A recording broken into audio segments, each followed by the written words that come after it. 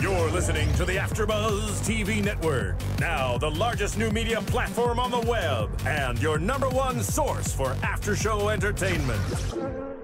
Very good, Ian Johnson.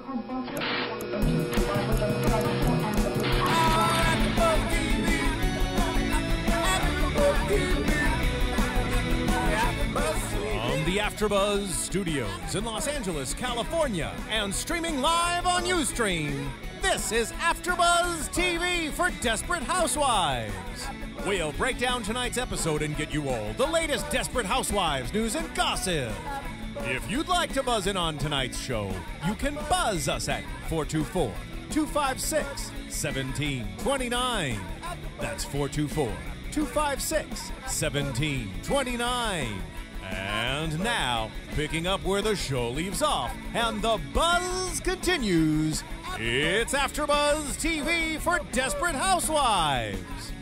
Hello, everybody, and welcome to Desperate Housewives, Season 8, Episode 11. Who Can Say What's True is the title of this episode. I'm Derrick Shore. Welcome back for another week of Desperate Housewives on AFTERBUZZ. I'm here with Roxy Str. Hello. Hey, Roxy. Welcome back from the holidays. We missed you last week. Long time no see. I know. I was on a plane or I would have been here. I'm sorry. It's okay. It was a good episode, though. Well, last week was a good episode. I thought this week was pretty good, too. Yep, and I strong. feel like during the screening tonight, I was a little antisocial because I don't want to talk to you too much about the show before we go on the air. You won't tell me anything. Some of the people I watch with will talk all the way through, and that's annoying. And some of the people I watch with won't say anything, and that's annoying too. No, you and I talk a lot during the show. Yeah, but not today. Well, today we talked a little bit. One of the things that I love about watching Desperate Housewives with Roxy is that we're pretty much on the same page about things. And I love that I can react to the television set, excuse me, and just shout out in the middle of something ridiculous. It's more like noises or, oh my God. We're on the same page there. Well, but we also make predictions throughout the show, like, oh no, Gaby's totally going to mess this up. And Roxy's like, no, Lynette's going to swoop in and save the day. I blew the predictions tonight. No, you were on them. You're usually pretty on them too. Yeah, but tonight I was on a different page than the writers. Well, we've got a lot to talk about tonight. And the thing after the episode ended, for all of you listening who watched this episode along with us, I was most troubled about this whole scenario with Susan traveling to Oklahoma to meet with the family of the dead guy. Yeah. It was a all-around creepy scene. Susan being creepy member number 1, the girl being creepy member number 2. But here's the problem with Susan. I mean, I guess we shouldn't be surprised that her character decided to go do this, fly all the way to Oklahoma to make amends with this family. But what the hell was she thinking by spilling the beans to this girl? It was what she needed to do, but at the same time, it's going to be what comes back to bite her in the butt. And it's crazy because I was watching some random season 1 Desperate Housewives episode. She is a different person. How so? She just isn't the same character anymore. Like we've talked about this before, but it really was sinking in with me. She used to be this smart, kick-butt girl who was on top of it and always thinking, and now it's careless mistakes all over the place. She just seems tired. But don't, as an actor or as a character? No, as a character. Well, but don't you think that Susan's character has always been a bit flighty and a bit spacey and a bit, I don't know, I don't find her to be a 180 from how she was in season 1. I don't know. She seems so different. She seemed a little weaker, a little just more worn out. She's been through a lot. Well, she should know better, and I know that it's sort of the women on the lane in Fairview are in kind of a weird place because the friendship has been on the rocks for a long time, and I know Susan has been feeling like an outsider, so maybe that's why she felt compelled to go out on her own and talk to this young girl, who, by the way, this young actress was so great in that role. Oh yeah, I kept saying she was incredible, killing it. She was really in the good. moments where I was like, that could be really cheesy, it wasn't.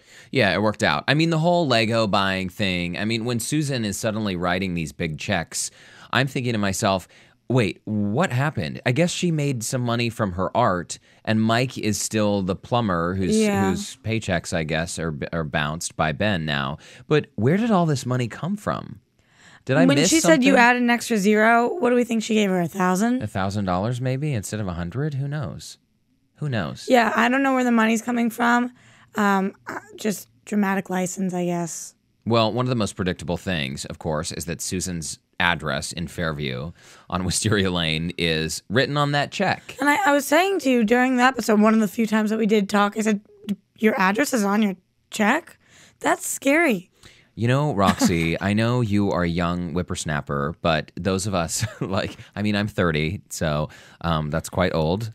No, it's not. Relative to you, it's quite old. But I remember when my first few checkbooks had my address directly on the check. In case you murder somebody and you write a check for Legos, they can come hunt you down? Well, I've never written a check for Legos, nor have I murdered anyone, so I've never had that issue.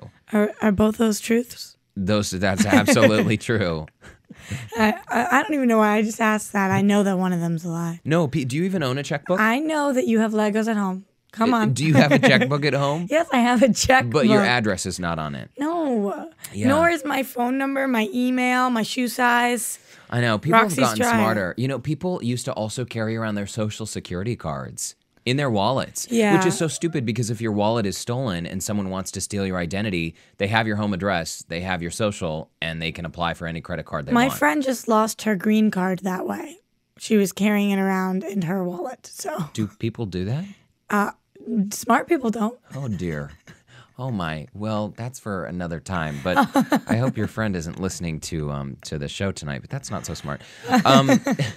So anyway, the Susan scenario is disturbing. One thing that surprises me as well is the direction that some of these friendships are going in as well. Because right when this episode started, we saw all the women come back together, and Bree was informing them that she had received this other card in the mail saying, "You're welcome." Right.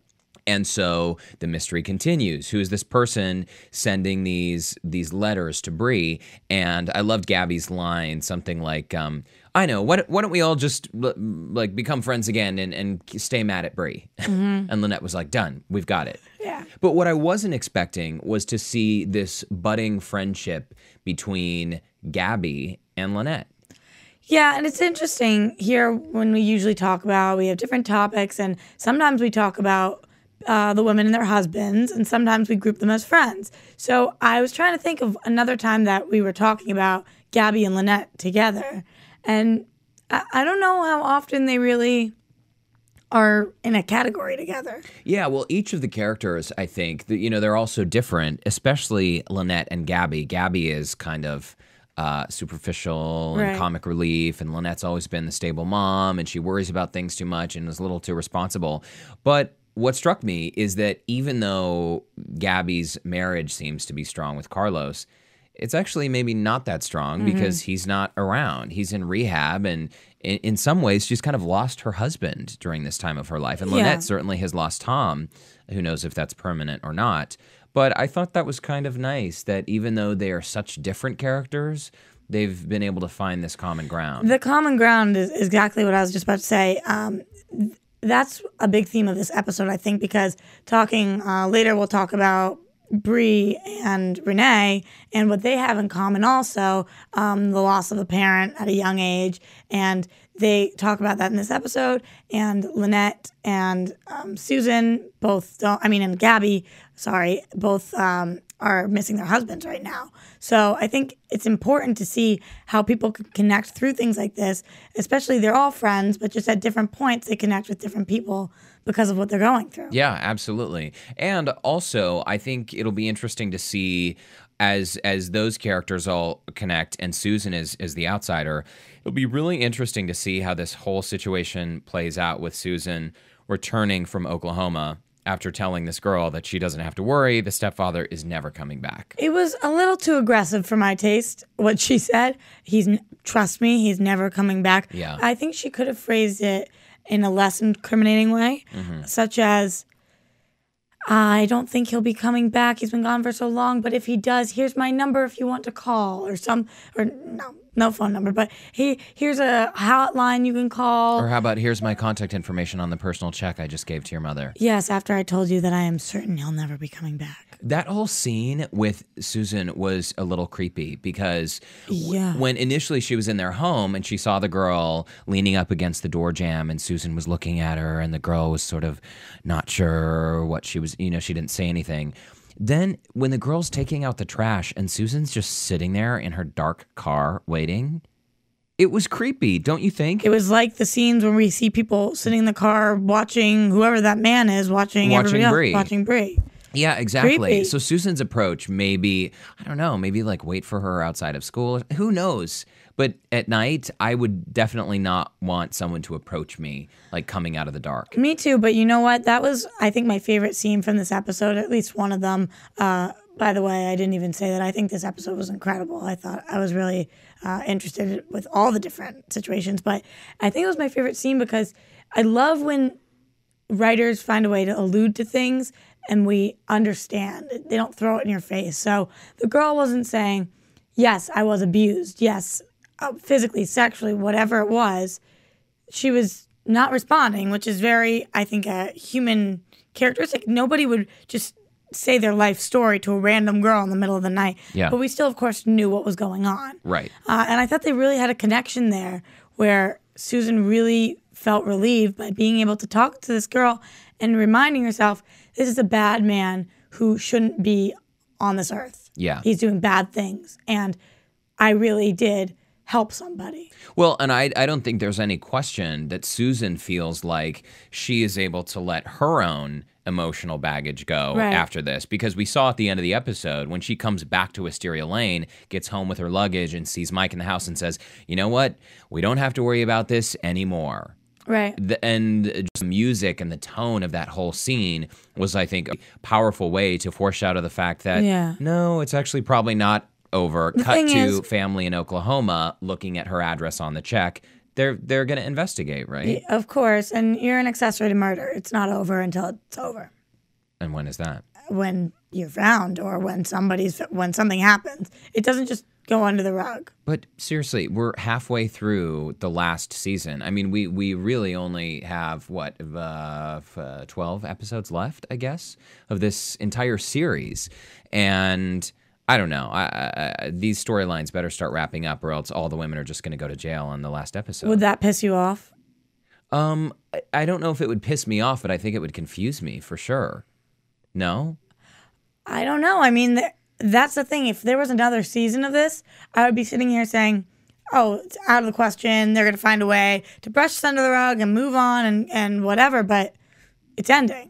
Yeah, well, and maybe it's a little too soon to even be thinking about that, but I know a lot of these shows, once the series finally wraps, a lot of times there are many unsolved questions. Yeah. A lot of times no one really, I mean, think of The Sopranos. That was years ago when that series ended, and people are still asking questions about what happened. Like Lost. I mean, everybody's like, what? Totally. You never explained half the things. Well, and Edie Falco, actually, who's on Nurse Jackie, they're inviting one of the Sopranos characters to come on Nurse Jackie and sort of play this role. Anyway, it's just interesting how things sometimes never wrap up with these series. Yeah. I mean, in fact, if anyone is listening out there right now and you want to call in, where's our call-in number? 424-256-1729? Is that it? 1729. Yeah, call in if you have any thoughts about this, because I mean, who knows? We should just call Mark Cherry and see if he can spill any of the beans and let us know how it's all gonna. Oh yeah, let's just do that. Let's do that. Okay. I see him once in a while. I'll see him next month at a little event. I hear you did see somebody though.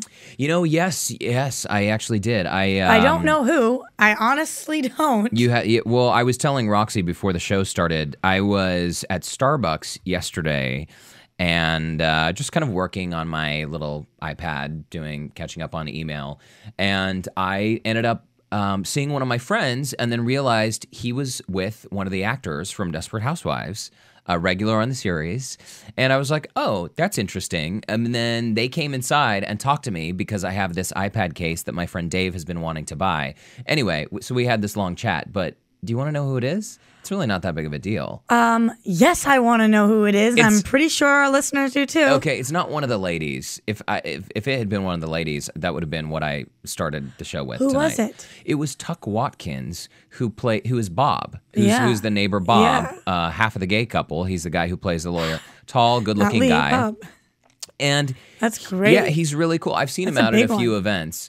And a very nice guy. And the funny thing is, he is, well, I shouldn't speculate on his friendship with my friend Dave, but he's actually had a really great career. Back in the early 90s, he was on Growing Pains, and he's been on all these soap operas, and he's been a working actor for over 20 years. And you got in a conversation about your iPad case? Well, because I have this cool, it's an iPad case that has a keyboard inside it. And I can't tell you how many people come up to me at Starbucks asking me about, oh, wow, is that a laptop? That's an iPad? What? That's your case? Huh? How does that work? They're on sale at Costco. They're $49. Logitech. It's great. No, but as it turns out, so Tuck and my friend Dave were sitting at Starbucks on Tuck's iPad, and they are both now ordained ministers because they have a girlfriend who's getting married, and I guess they're going to maybe take turns officiating the wedding. So they were online at Starbucks becoming ordained ministers. So when I chatted with them in the morning, they had started the process, and by the time they came over to say goodbye, they were ordained ministers. So I could do that? You could do that. You could absolutely do that. In 24 hours? Oh, you could do it in like 2 hours. You could go online. I think that's scary. I don't know if I like that. Well, you know what? These days, there are so many people getting married. Now the gays are getting married. Who knows? And by the way, I am not getting married just yet, Roxy, so there's no reason for you to go online and become an ordained minister. Oh, my God. Am I going to officiate? If my boyfriend proposes to me, I would love it if you would officiate. I hope he's listening. I don't think he's listening. Maybe he can call me first and give me the heads up so I can start getting my license to officiate. Okay, I'll let him know that. Anyway, so that was so that was my little celebrity sighting. But you know, it's interesting to me how living in LA. I know there are all these little pocket neighborhoods. Wherever you live, you have like your local coffee shop or your grocery store or whatever you like to do, your gym. And yesterday, it was just a reminder to me of like people coming in and out of Starbucks, and Tuck's there with my friend Dave, and then my friend Eddie comes in. Oh, look, there's Tuck. Oh, there's so-and-so. Oh, there's like everyone knows everyone. Yeah. And I remember in one of my first like big television jobs, I had a boss who I was not crazy about, and I was really vocal about the fact that I thought he was a douche. No, you thought he was a fadouche. But we'll get to that, Gaby's little scene. But it's seeing Tuck yesterday at Starbucks and then realizing that all of my friends who I've known for a long time, everyone is so connected, and especially in business, no matter what industry, it doesn't have to be film or television. Oh, that's the best. Yeah, well, exactly. If you want to have the most fun, of course you would do that. I can't imagine doing anything else. But it's so important just to, always be professional, be nice, and be cool. And I early on, just be cool. Yeah, just be cool. If you're listening out there, just when you think, what should I do? Be cool.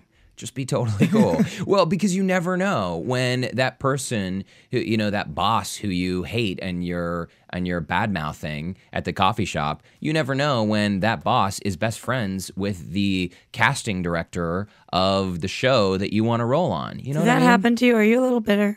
No. That's also another. No, not at all. But there are just times when everything, I think, comes full circle. It does. Eventually, totally. You will have experiences in your life, and then 5 years later, something will come full circle, and you'll be like, "Oh my gosh, that's why I met that person, or that's why I had that job and met that." So it all comes full circle. Totally. Anyway, so, speaking full circle, any chance that he'll be in studio? Well, I don't know. You didn't drop that, did you? I felt like it was a little too early to be like, so, hey, dude. Because here's the thing. When you meet... But here's the thing there. Here's where I'm going to go on. You guys had your preachy rant and all that, which was great.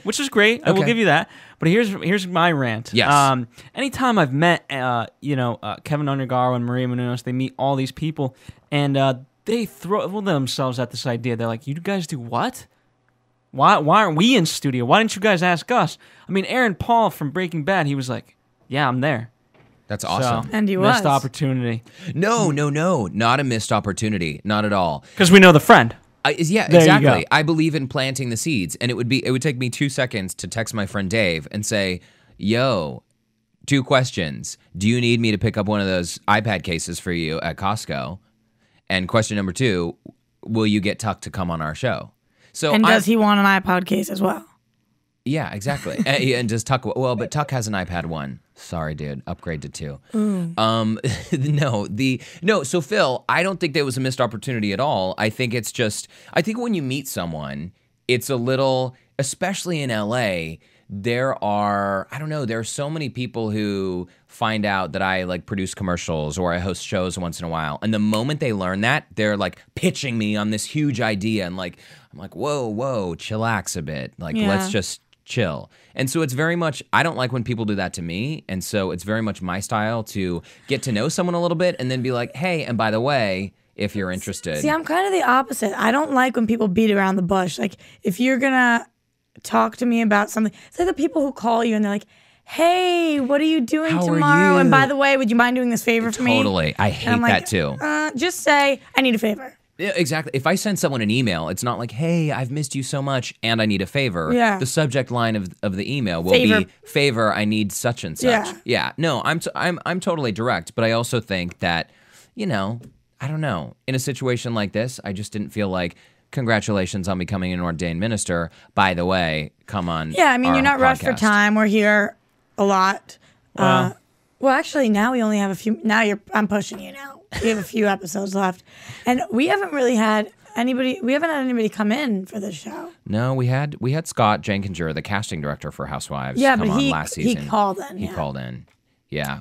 Well, in any case, I'll work on. That was great. Oh my God, I third degreed him. Yeah, you third degreed. And I asked him so many questions. No, he loves that. Scott's the nicest guy in the world. Anyway, well, we've strayed a bit from the topic, but hopefully we'll get on Mark or Tuck or anyone involved in the show. I still think that Terry Hatcher would be great in studio next to you. I think you two would look great. We'll work on that, right? Yeah. I'm just going to take that compliment and let it soak in for a second. So tonight's episode, I know that we've talked about Housewives not typically being a family-friendly show, and there are times when I'm like, oh my gosh, this is a broadcast network, and they just said, what? Yeah. Like tonight when Renee was being a bit huffy about Ben because he was on the phone when she came over, and she was like, the guy from Down Under won't be going down under. Yeah. From now on. That was funny. Do you remember how and you said, what? No, I yelled, ew. I just yelled, is that ew. what you said? Well, because I feel like that's a little too descriptive. Flustered. I'm a little flustered whenever we're talking about going down under and Vanessa Williams is involved, if you know what I mean. I don't know. But with that aside, I did feel like this is one of those episodes that I wish my Mormon mother in Salt Lake City was paying attention to because she was a single mom raising us. And when Lynette is having difficulty with the light in the dining room, and then another one of my favorite scenes. Yeah, and the scene with Penny and toward the end when she said, your dad is gone, and if I had known he was going to leave, I would have had him teach me this stuff while he was still around. Yeah. That's so powerful. And so true. And so depressing. It makes me really want to open my eyes when I am doing things because you never know who from your life is going to be gone the next day or whatever. You need to be able to be independent. Absolutely. And it's horrible that she had to go from being codependent to being independent, and all of a sudden, all these things that she took for granted, she can't do.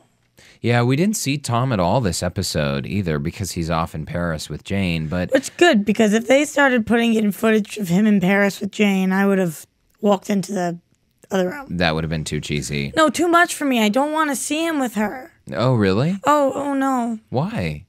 It makes me sad. Really? Seriously? Yeah, no, yeah. Why? It makes me sad. Because you hate that he's not with Lynette right now. Yeah. Wow, I had no. So you're like seriously connected to these characters. Yeah. What do you think is going to happen? Like, do you think he'll come back? Because I feel like in the last episode there was such a turning point when Tom really said, when they were at the dining table and Tom was like ranting, going off on Lynette and saying, how could you do this? What were you thinking? Blah, blah, blah. And she said, I don't need a lecture. I just need you to support me. Yeah. And he said, it's all right. I'll fix it. I'll take care of it. That to me was so telling. I mean, I still just can't imagine them not together. It was more for me the moment with the pizza where he got something and she was like, oh, you never get the right pizza. And he was like, well, you're complaining about it. Well, what's the girl that he's with? Jane. Jane, I try to forget it. Yeah. Jane Hill. So he's like, Jane would never complain about this. And she's like, well, maybe after 23 years, you should get my pizza order right. Yeah. And he was like, wow. What did you think about that? Because maybe I have a tendency to side with Lynette. I don't know why. I love Tom's character, by the way. But in that moment, I saw that pizza moment provided so much clarity for me about their relationship because I think Tom is a really nice guy. And at the same time, I also thought, yeah, you know what? If my partner of 20 years came home and still brought the deep dish instead of the thin crust, and he knows that I like thin crust. That's what I'm saying. That moment for me was like, ouch. This is, I mean, it's just pizza, but it's not just pizza. And if you don't know the person's coffee order that you've been seeing for a couple months, that's a big deal. Yeah. You know, it's huge to be married for so long. And I thought that if he had blown back up at her or something like that, it wouldn't have been okay. But he really took it and said, I never knew. I'm sorry. And if next time he still brings home the wrong pizza, that's one thing. But if he learns from it, I think they have room to grow still. But when he did say, I never knew, I'm sorry, my next question was, well, how could you not know? How could you not know? How could you not pay attention to something like that? But it's kind of like, how could she not know how to fix the light? How could she not know where the circuit breaker is? Totally.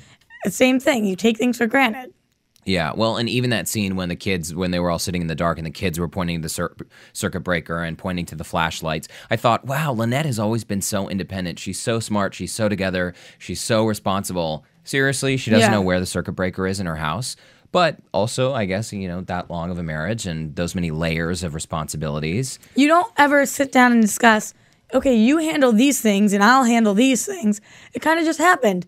He started handling the light fixtures. She started doing the dishes, whatever. And they each get their own tasks. And soon enough, you have no idea how to do the other person's, which 20 years ago you would have known how to do. But now, because somebody's been doing it for you, you don't know. So I thought it was pretty realistic, actually. What did you think about the scene with Gaby when she comes to to learn some of the financial jargon from Lynette? I think this was one of those, they're both in the wrong situations. Neither of them were treating each other like a friend. Gaby came and asked for help. Lynette was a kind of bitch. And then Gaby always tries to get by on her looks. I thought it was a very classic so them, this is what goes on. This is all of their interactions to date. But I guess I just find it hard to believe that Gaby, I mean, she likes the bling and she, you know, was raking the leaves in her yard in that blue leather jacket. I don't know what that was about. Which clashed with her pants. But it was wearing like Converse. I was like, How can she not know that if this is a $93 million contract, how can she not know that she is perhaps not the right person to be having this dinner with those folks? Well, like I'm saying to you during the show, I thought she was just going to say, Lynette, will you do this? It would have taken Lynette less time to go to dinner than to teach Gaby some of this language. Yeah. And I think Lynette would have said yes. Yeah, totally. So why that didn't happen, what? Who knows? But that was kind of an uncomfortable scene in the restaurant. But what I'm saying is I don't like when Desperate Housewives does this because we literally saw this a few weeks ago where Gaby went into the office and tried to wine and dine seduce somebody into doing something, and she ended up having another guy have to come in and bail her out because she was talking about nothing related to the subject. Yeah, totally. So it was the exact same situation. I know this was one of those moments where I thought, okay, Carlos, we didn't see him once. Carlos and Juanita, actually, we didn't see them once during this entire episode. Yeah, we've been seeing less of Juanita and more of the little girl. Maybe she needs a little more FaceTime this 8th and final season. Yeah, but we didn't FaceTime, see Carlos, including the gummy bear eating and random snippets of her. Yeah. What? But I would be so curious to sit in the writers' room on Desperate Housewives and see how these story arcs are framed out, because they clearly must know where the series is going and how it's all going to end. But you wouldn't know it from watching this Gaby Carlos storyline, because to me tonight, like you said, it was just sort of a repeat of what we've seen Gaby do in the past. And so I thought Carlos is gone. They need to keep Gaby occupied. Like, what is this? Where is the storyline going? This, to me, makes it seem like the writers are not really sure how this is going to wrap up. It's exactly what you're saying. They need her to be in the episode. They can get away with Carlos not being in the episode. You can't get away with Gaby not being in the episode. So I think she's literally going in circles. Her character is not growing. It's not going to be in the next 12 episodes that she has this huge revelation and all of a sudden decides to be Mother Teresa. And so they're cycling through old storylines to keep her busy. Yeah, probably so. Which is not okay. Think of something. Well, why don't we take a commercial break? But when we come back, why don't we talk a little bit about Mike and Ben? Because the other twist in this episode that I was not quite expecting is for Ben to start paying a little more attention to Renee. And I was not expecting the reason to be money. Or expecting the mafia situation. Yeah, that was a little bizarro. Open suitcase with all that money. Let's talk about it after the break. Okay. AFTERBUZZ TV. Hi, I was once like you, a lazy, angry loner whose only joy was watching TV and surfing the net. And, like you, after I'd see one of my favorite TV shows, I'd be so excited and have so many questions that I'd actually have to talk to my douchebag coworkers about it at the water cooler. Then I discovered AfterBuzzTV.com. AfterBuzz TV produces after-show webcasts and podcasts for TV series of all kinds, like post-game wrap-up shows for all your favorite TV shows. AfterBuzz TV hosts are industry insiders who break down episodes of shows, take calls from fans, and interview cast and crew from each series, with over 60 different after-shows, from Boardwalk Empire to American Idol to Vampire Diaries to Real Housewives, and more. Now, after a night of TV, I can ignore my stupid coworkers, who I hate, and go straight to my desk and watch or listen to all my favorite AfterBuzz TV after shows, and have all the TV fan interaction I need. Thank you, AfterBuzz TV. AfterBuzz TV. What do you want to buzz about?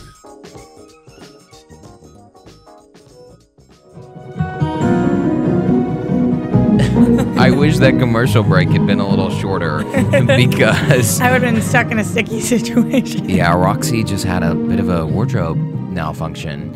I don't know if people can sometimes see on the air, because last week... If they could, that would have been very embarrassing. No, because when we're streaming on Ustream, last week before the show even started, I was in here like setting up, and we were already, the feed was live. Anyway, Roxy just got her sweatshirt stuck in her earring and had a bit of a yeah, it's problem. off now, and I'm ready to go. It's all good. We're ready to go. We're back.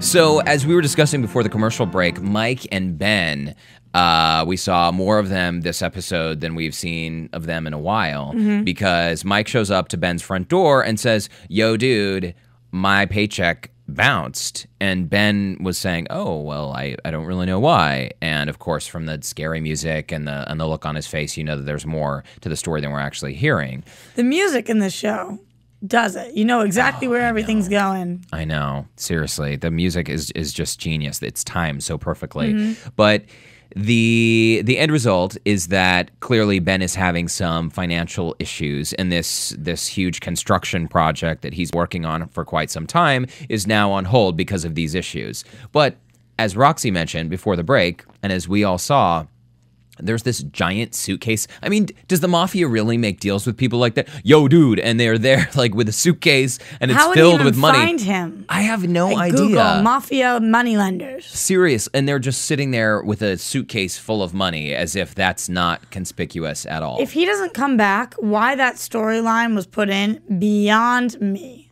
The guy better come back. He's got it. Your name's Mike, right? If that doesn't come back. Yeah. But I actually liked that they had this situation in where he can't. Why do I always forget his name? Ben. Ben. I even asked you during the show like 3 times. He's Australian. You're racist. That's the answer. Oh my! Don't tell everybody. So Ben, I liked that he says, "I consider myself, or am considered to be somewhat successful, and I'm still having monetary issues." Yeah. Because all the time on TV, you see the rich people stay rich, and the poor people struggle for money. You can be successful, you can have a lot of money, and you can be struggling. Oh yeah, or you know I mean, your we don't see it all the assets time. might be tied up, or they might Right. not be liquid. It might not be cash in the bank. So who knows the real reason behind his financial problems? But I've always really liked Ben, and I've always just kind of wondered why he's on the lane, because he's a nice guy, but I don't think he would be there just to be Renee's love interest. Or why he was helping out Bree and covered for the murder.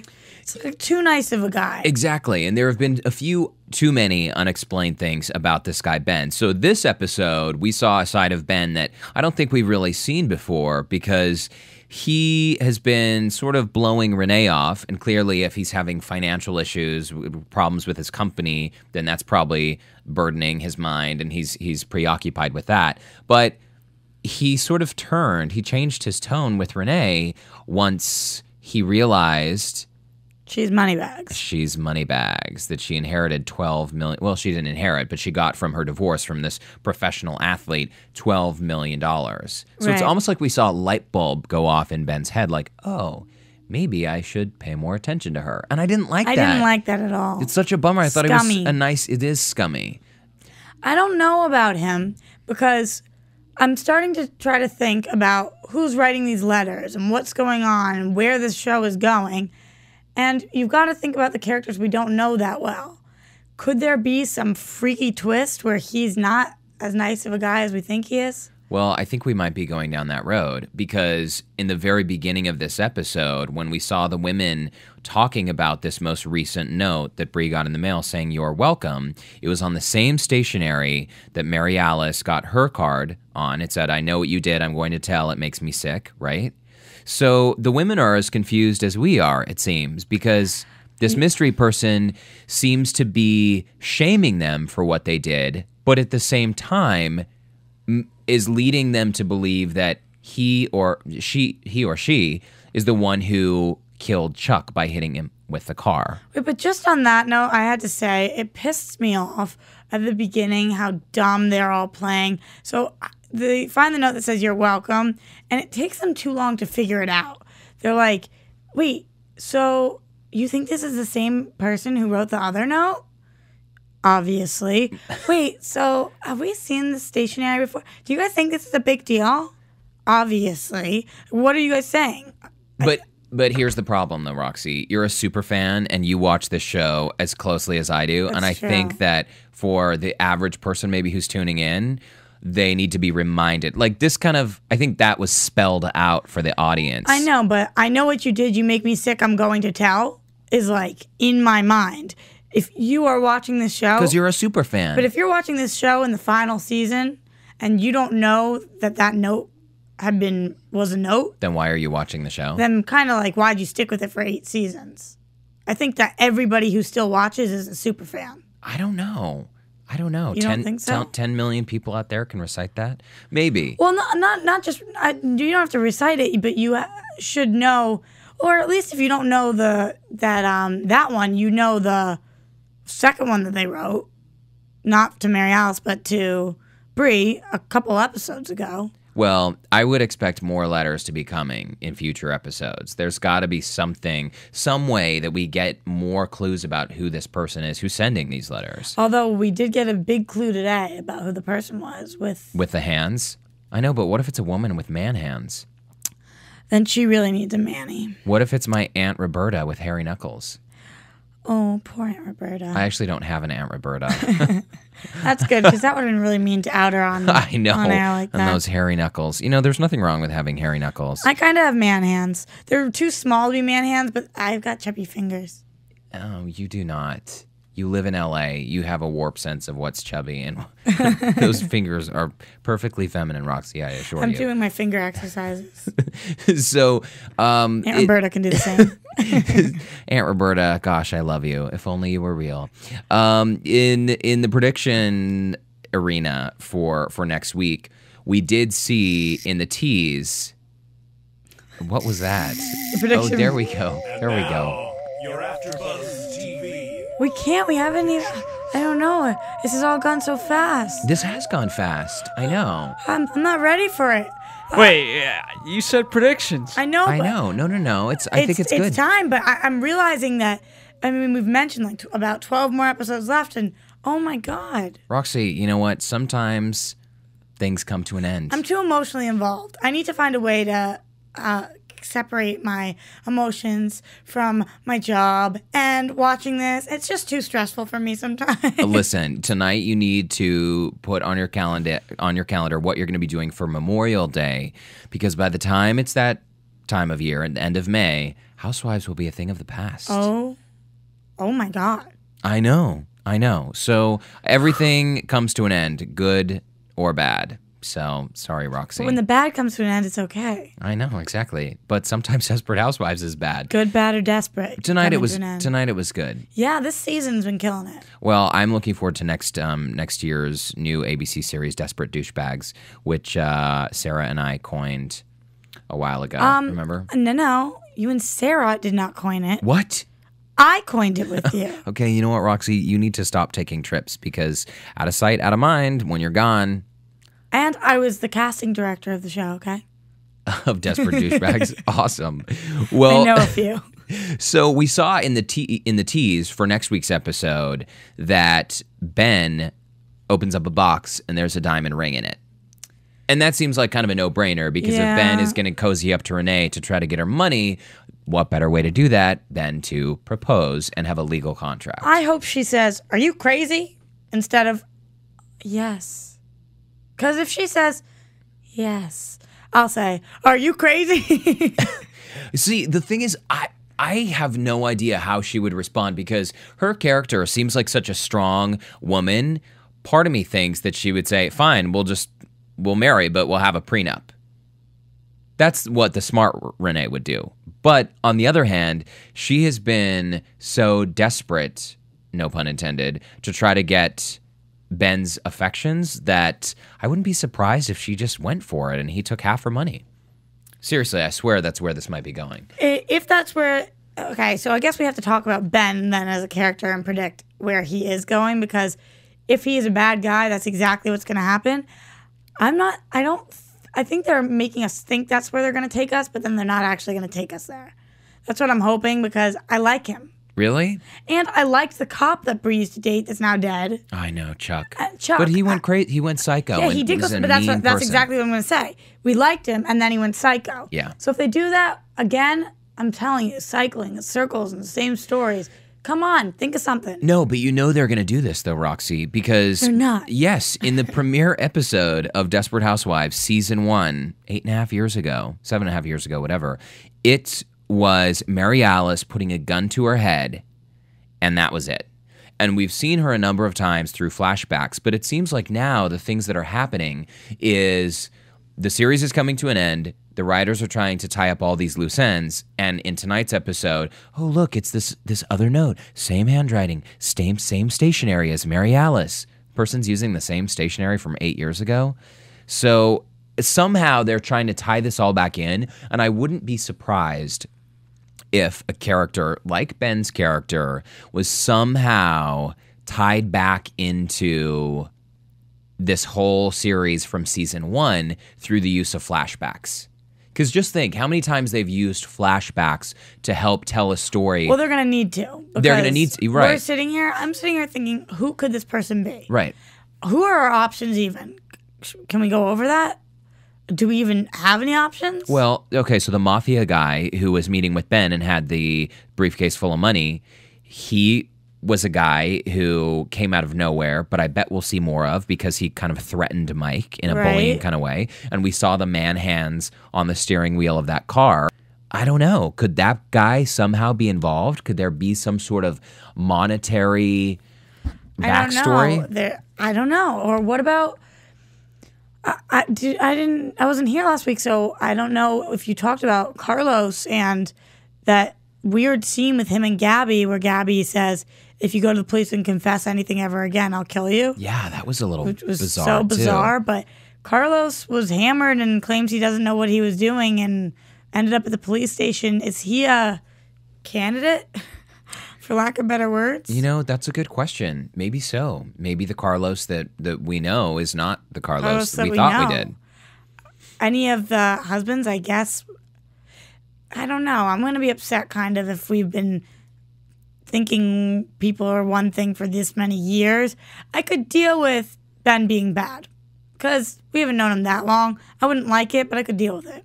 But if they pull one of the husbands, like Tom. How could it be one of the husbands, though? Because the women are all worried, and the husbands just want the women to calm down about it. I don't think it's them. I don't know who. Like, you're welcome, sending secret notes to your wife and her friends. Where's Felicia?